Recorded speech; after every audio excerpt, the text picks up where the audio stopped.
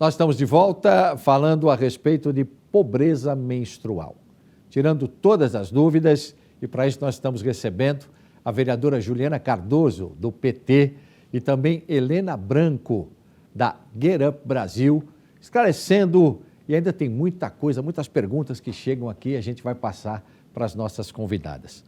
Uma delas, em 2021, a cidade de São Paulo sancionou uma lei que distribui absorvente nas escolas. Vereadora, qual tem sido o impacto dessa iniciativa? Essa lei é uma lei do Executivo, né, vereadora? Que já foi, inclusive, sancionada. E qual é o impacto? Como é que a senhora avalia isso? Bom, e essa lei ela foi sancionada, né? Porém, ela tem alguns senões. Primeiro, o recurso que vai ser destinado para a compra desses absorventes é retirado do mesmo recurso do Conselho de Escola. Então, ela transformou numa legislação, só que não colocou recurso para poder ter o kit de higiene completo. Então, existe a lei, mas não tem dinheiro? Então, quer dizer, será que vai dar conta os conselhos com os recursos que ele tem para poder colocar essa lei em prática? A ponto de que a gente apresentou isso num projeto um pouco mais amplo, né? Que não era só para as escolas, a gente tinha que ter um projeto para todos os espaços. Mas não foi possível e ficou um projeto meia boca. Mas foi aprovado. Até, inclusive, os movimentos, né? Teve uma ação muito importante que foram fazendo uma articulação de cidade, depois de estado, a nível Brasil, saiu para as grandes mídias e isso foi com que, em seguida, pensassem em projetos de lei pelo Executivo na casa. Não que os vereadores, no caso eu, entre outros, já tivessem projetos de lei falando sobre o assunto. E aprovar leis é fundamental, é necessário, é importante, mas ele tem que vir com recurso. E no Brasil, os absorventes não são tidos pela lei como produto de higiene básica, que impede que eles façam parte do conjunto de itens essenciais que vão nas cestas básicas, por exemplo, né? Que sejam isentos de impostos que são cobrados pelo governo federal. Em outubro do ano passado, você vê que o governo federal, o Bolsonaro, vetou a distribuição gratuita de absorventes higiênicos para as pessoas de baixa renda. Desde então, se vem tentando derrubar esse veto no Congresso Nacional, mas infelizmente essa análise foi adiada 2 vezes, a pedido do próprio governo. E em dezembro foi retirado da pauta. Agora foi adiado novamente para dia 16 de março. Então, os vetos do Bolsonaro, as práticas, a forma, inviabilizam o projeto não só a nível federal, mas principalmente níveis estaduais e municipais. Então, nós precisamos falar sobre isso. Não, sem dúvida, antes até da Helena falar a respeito desse assunto, é importante lembrar que a própria vereadora Juliana Cardoso, ela tem o projeto de lei que é o 331/2021 e que é mais abrangente, porque na verdade cria o Programa Municipal de Amparo ao Ciclo Menstrual e ele se torna mais abrangente. Esse projeto, vereadora, se eu não estou enganado, já foi aprovado em primeira aqui na Câmara, né?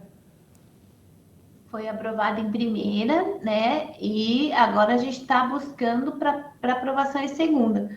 Mas você vê, isso é importante a gente dizer, né, Helena, que a forma que o presidente lidar com esse assunto a nível do governo federal fecha portas nos municípios.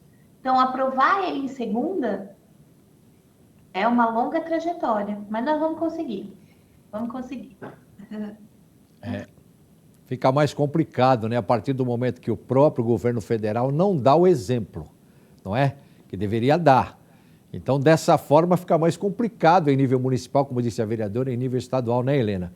Realmente, de uma certa forma, trava uma pauta que eu creio que seja de várias câmaras municipais, né? A iniciativa da própria vereadora Juliana Cardoso, que é, sem dúvida nenhuma, uma grande lutadora em relação a esse assunto, a gente já sabe, a gente já acompanha a vereadora.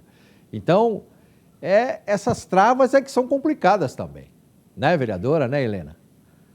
Bom, e como a vereadora falou, isso é um entrave muito grande, né, para que as pessoas tenham acesso a um item que é básico e que deveria ser um direito garantido, né? Então a gente está desde outubro aí com uma legislação pronta que a gente está esperando só esse veto entrar na pauta, ficar na pauta, porque a gente tem aí bastante, enfim, otimismo de que esse veto vai cair, mas precisa entrar na pauta. Então está tendo aí algumas manobras políticas para que esse veto seja tirado da pauta, o que é realmente muito triste, desumano, mas que ao mesmo tempo, quando a gente olha aí para outubro, teve uma reação muito grande da sociedade civil pela dignidade menstrual, né? Então a gente tem aí, por exemplo, uma questão que a vereadora falou, que é a inclusão desse produto nas cestas básicas, né? Então, para contar um pouquinho para vocês, o trabalho que a gente vem realizando no Girl Up também é um trabalho que antecede aí o veto, mas que eu acredito que o veto ajudou a unificar aí muitas pessoas descontentes com esse tipo de negação desse direito tão importante, né? Então, por exemplo, quando começou a quarentena, né, o Girl Up Brasil é uma organização que treina, inspira e conecta meninas para que a gente se torne líderes pela igualdade de gênero. E a gente trabalha em clubes, né, que são basicamente coletivos feministas que querem fazer a transformação através da igualdade de gênero nas suas comunidades. E, eventualmente, esses clubes se juntam e fazem articulações a nível nacional, né? Hoje a gente já está em mais de 20 estados, são mais de 200 clubes. E em abril de 2020, no início da pandemia, da quarentena no Brasil, em São Paulo, enfim, a gente começou a ver o quanto que a maioria das cestas básicas que estavam sendo distribuídas durante a pandemia não contavam com produtos de higiene menstrual, né? Isso fez com que a gente, no nosso lugar de privilégio, que meninas que tinham acesso a produtos menstruais, fez com que a gente se questionasse. E essas pessoas que estão tendo que escolher entre o quilo do arroz e o produto menstrual, como é que está a saúde menstrual dessas pessoas, dessas meninas? Quem está pensando nisso? E a resposta é: ninguém está pensando nisso. Isso não era uma prioridade para ninguém. A gente falou assim, pô, a gente precisa acender aí esse debate e a sociedade civil precisa pressionar pela garantia desse direito. Em junho de 2020, a gente teve aí de 2021, 2021? Enfim, 2020. Em junho de 2020, a gente teve a aprovação do nosso primeiro projeto de lei, que foi exatamente para garantir que o absorvente estivesse incluído nas cestas básicas entregues no estado do Rio de Janeiro. Então, um grupo de meninas aí de ensino médio bateu na porta de um então deputado e falou assim: a gente precisa garantir que isso esteja na cesta. Isso é um direito básico. E essa lei foi aprovada e isso acendeu então um movimento muito forte da juventude pela garantia dos seus direitos, né? E é importante citar que a Juventude de São Paulo participou também nacionalmente e a gente está se mobilizando para garantir esses direitos e os direitos de centenas de meninas que faltam à escola, por exemplo, em decorrência da pobreza menstrual. A gente teve, inclusive, no final do ano passado, em dezembro, também em reação ao veto, um evento na Lesp para falar sobre dignidade menstrual e os objetivos de desenvolvimento sustentável da ONU e como essas coisas estão intrinsecamente ligadas. E a partir daí, a gente viu um movimento muito, muito bonito, muito grande, nacionalmente, de projetos de lei, que a gente batizou esse movimento dentro do Girl Up como Livre para Menstruar. Então, a gente fez esse movimento e hoje já são 9 projetos de lei estaduais, dentre aprovados e protocolados, e mais de 40 projetos de lei municipais também, dentre protocolados e aprovados. Então, a gente vem aí num esforço muito grande para dizer que isso deve ser uma política pública, deve ser um direito garantido, mas que, obviamente, precisa também da implementação, que esse é um segundo momento em alguns lugares que a gente está pressionando, mas que a gente precisa não só também do acesso ao produto, que foi um primeiro passo, mas de outras questões, né? Por exemplo, a gente, aí já indo para respondendo também a sua primeira pergunta, a gente tem, sim, agora garantido na cidade de São Paulo, a distribuição em escolas municipais. Mas a primeira coisa que a gente tem que perguntar é: as meninas sabem que isso está acontecendo? As estudantes dessa escola sabem que elas devem ter acesso a isso para pressionar pela implementação, por exemplo? Elas conhecem os seus direitos? Segundo, a gente precisa ter esse acesso ao produto nas unidades de saúde, nos serviços enfim, socioassistência. A gente precisa, por exemplo, no PL da vereadora, citado distribuição gratuita de absorventes em terminais de ônibus, perto dos banheiros, né? Então, assim, isso é muito importante, porque a gente tem que pensar, beleza, mas nem todo mundo que menstrua tá aí no sistema municipal, e as outras pessoas, e as mulheres, né, que não estão mais na escola, ou as meninas que saíram da escola. A gente tem, por exemplo, a questão da educação menstrual, como a gente já falou, né, das meninas conhecerem seus direitos, conhecerem seus corpos, entenderem que é importante a gente fazer também palestra, campanha, elaboração de cartilha, que é uma coisa que o PL traz também. É muito importante para a gente falar sobre o aspecto da saúde, sobre o tabu, mas essas coisas que vão além só da distribuição, né?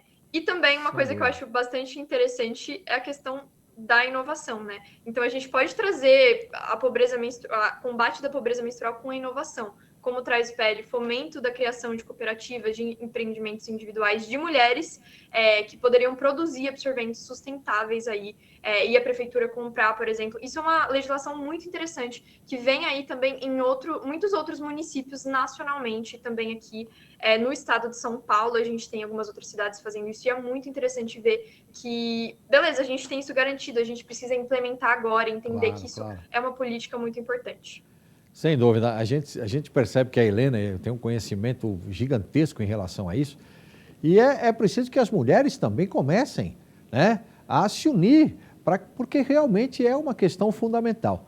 Nós vamos para um rápido intervalo e a gente já vai voltar com muito mais a respeito desse assunto, falando sobre pobreza menstrual, que é, sem dúvida nenhuma, um assunto importantíssimo que tem a ver com todos nós, né? Não só homens, mulheres, homens também, não é? Eu acho que é muito importante, porque afinal de contas eu tenho filhas, por exemplo.